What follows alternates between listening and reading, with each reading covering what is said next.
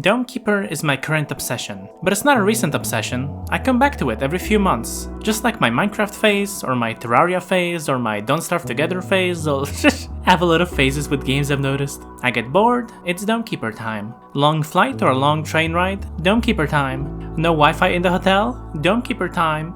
But like, what is Dome Keeper? What is anything really? What is life?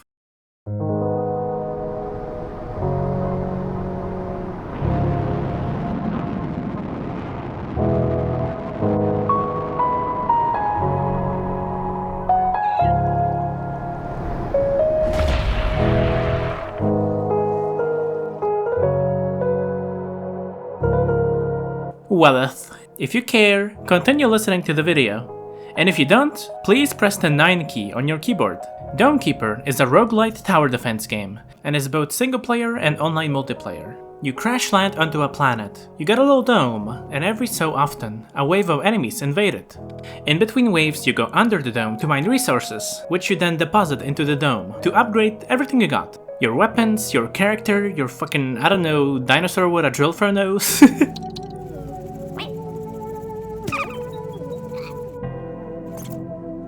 In the mine, you also find different chips and gadgets and such, which unlock new parts for the dome, like an automatic laser gun that stuns enemies for you, a sublight that circles the dome, an automatic drill that goes straight down, a furnace that delays incoming waves by filling the area outside with smoke, and each one of those can be upgraded even further. The stun laser, max upgrade! The laser now fires continuously and has a giant AoE. Even boss enemies get stun locked forever. Your main weapon, max upgrade! 2 big death rays that destroy projectiles and enemies alike. Look at this thing just melt the highest health boss in the game. Your character, meh, whatever the hell this is. The objective? Well, it depends. Usually, you have to dig deep enough into the planet to unearth the relic, and then bring it back to your dome, which will, unfortunately for you, spawn one last massive wave of enemies. And said wave will require you to be fully prepared if you want to clear it, otherwise you'll get your ass kicked pretty quick. There's endless mode, if you want to go for a high score to flex on the global leaderboards, but beware, the community is very sweaty. They have memorized the spawn logic of everything. They know the optimal ways to min-max every resource possible out of the game, and how to stall waves the optimal way. But you can just compete against friends on a lower difficulty if you so desire, or just not care about being the best in the world and simply play for funsies. The main mode, I would say, is the guild assignments, which is not technically the main mode because the main mode is the main mode, but I would say this is the main gameplay of the game. There are guild assignments, which are essentially challenge runs that have specific unique modifiers, some of which you later unlock to enable whenever you desire in case you want to mix and match them in your normal runs. This one has inverted gravity.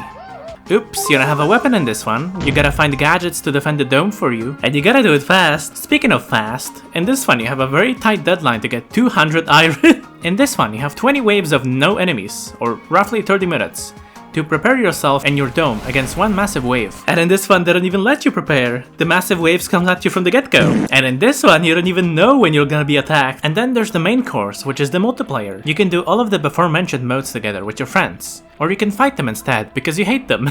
2 teams, 2 domes, and 1 mine, connected in the middle. Focus on your side, or sneak into the enemies and steal their stuff. Enhance their monster waves' health and damage, and how often the waves attack them. And obviously you can watch them die to the enemies you spawned on them. With a spy camera. Doing malicious acts will show up big notification to truly ensure the other players hate you. Oftentimes, it leads to a kind of a Cold War situation, where nobody sabotages each other until the first nuke drops. And then it's just boom, boom, boom, boom, boom, boom, boom, boom. Between you and me, or you and I, whatever one's correct, people just say you and me, it doesn't matter. In case you're gonna play this game with your friends, you should sneak in and take their sabotage chips from their side of the mine. That way you get doubled and they get nothing. To double the pain, ensure you got the drone yard, aka the little octopus guys that pick up objects from the mine and carry it to your dome, and dig a hole into their side of the mine. That way, your drones will start swooping in at Mach 10 and start stealing their precious minerals. Again, you get everything, they get nothing, sucks to suck. There is a lot of run variety. I have over 200 hours in the game so far, and the number is still going up. Then again, I'm a unique kind of beast that triple dead god at the Binding of Isaac, so... And I kinda do wanna do it again. The game is masterfully balanced in my opinion. Each character feels unique and plays differently, but they can be split into the two main roles of either mining or delivery. The first character is the engineer, the jack of all trades basic character. He flies around and drills the terrain, being able to carry only a few things at a time, but being the cheapest to upgrade and being the only one able to mine the usually unmineable bedrock. Basic Mario kinda deal. Some useful gadgets to get while playing him are the lift, which carries stuff back to the dome and helps reduce the burden of carrying everything yourself, and the resource bundler, which, yeah, for the same reason, just essentially combining multiple resources into one. The next character is the assessor, a magic-based peggle master. He is way more difficult to grasp than the engineer. Even at the very beginning of the game, he can carry a near limitless amount of resources in one go without breaking a sweat, because it ain't him that's doing the carrying, it's magic, armed with what I presume is red hot nickel orbs, which he uses to mine the terrain somehow. He's very versatile. Later down the line, you can pick out one of the 3 upgrade lines of what I presume are spells. Either create a barrier for your orbs to bounce off of, increasing their mining power with each bounce, or get a spell to split your orbs in 2, which of course can then be further done again and again and again, until you end up with an avalanche of orbs, or get a spell that just straight up fucking explodes them, I don't even care. It's not even really an explosion, it's more like a laser show, but they call it an explosion. I don't think the devs know what an explosion is. The most important thing about the assessor is the before mentioned bundle. He can bundle as many resources as he wants, and that makes him very useful for the team. Why let the poor engineer player waste 30 of your precious iron on a shitty little carry capacity upgrades, if you can just do all the carrying work for him? He will be grateful, you'll have more iron to put into the weapon, and you will also feel epic bacon. Narwhal's bacon at midnight, epic taco bacon. There are also 2 DLC characters, which are honestly a very good deal price-wise for how much gameplay they add, and only the host needs to have the DLC enabled for everyone else to play as them. The first DLC character is the Beastmaster, a keeper all about letting others do the work for you. She's so lazy that she doesn't even move on her own. Instead, she has her tentacles carry her everywhere. Who does the mining? That's right, not her, her tentacles, or her cats. Speaking of cats, the main gimmick of the Beastmaster is that she controls a bunch of little cat goblins, which by default only carry resources back to the dome whenever you command them to do so, but can be further trained with money to do extra tasks like mining rock for you, mining resources out from ore veins without breaking the rock itself, and even...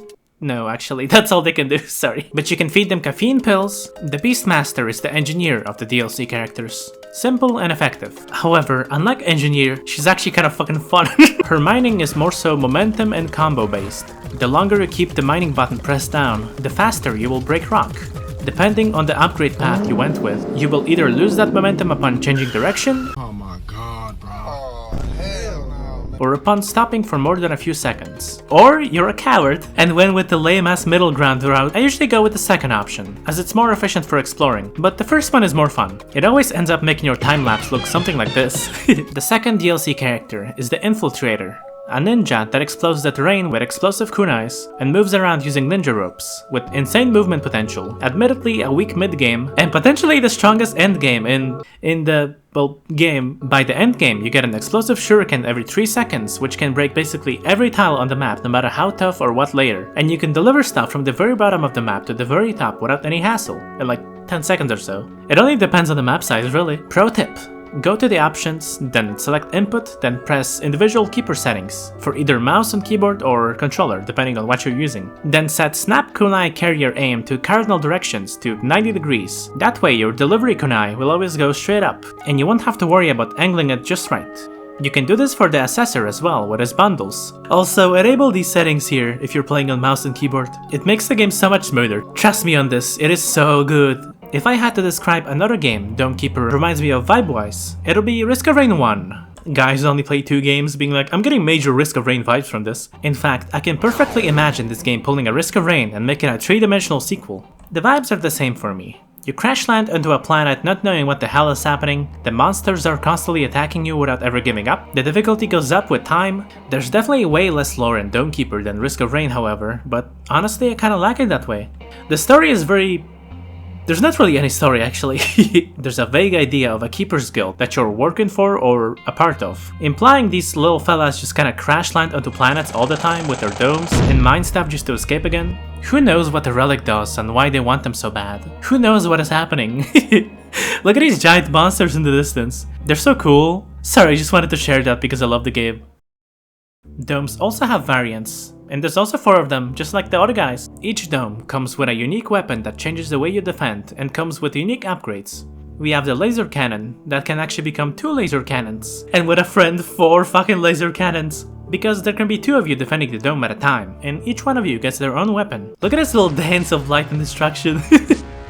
It's always so fun to see this happen. There is a sword dome, which lets you either slice enemies with the literal Excalibur of Legend, or instead shoot explosive torpedoes that melt most enemies in the game. And I think it's the meta weapon, just letting you know in case you're meta fanatic. The sword dome also comes with a shield, which lets you deflect projectiles if you're quick enough. And by the way, just a little tip.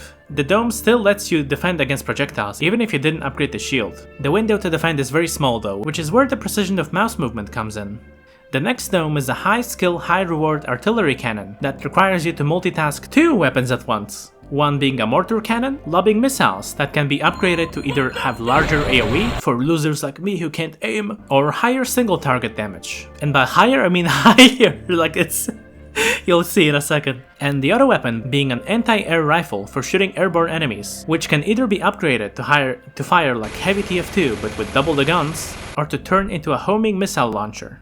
I would say the double guns are better, but the missile launcher is still pretty fun. Upon reaching max single target damage, the main cannon of this dome literally insta-kills every enemy, and I mean every enemy in the game, without a single exception. Boss enemies included, including the most difficult boss in the game. Every fucking thing. And then we have my goat, the Tesla Dome, which lets you create whole zones of electricity that deal damage over time and grow the more you shoot them. It's a thinking man's dome, a defensive dome, a true gentleman's dome.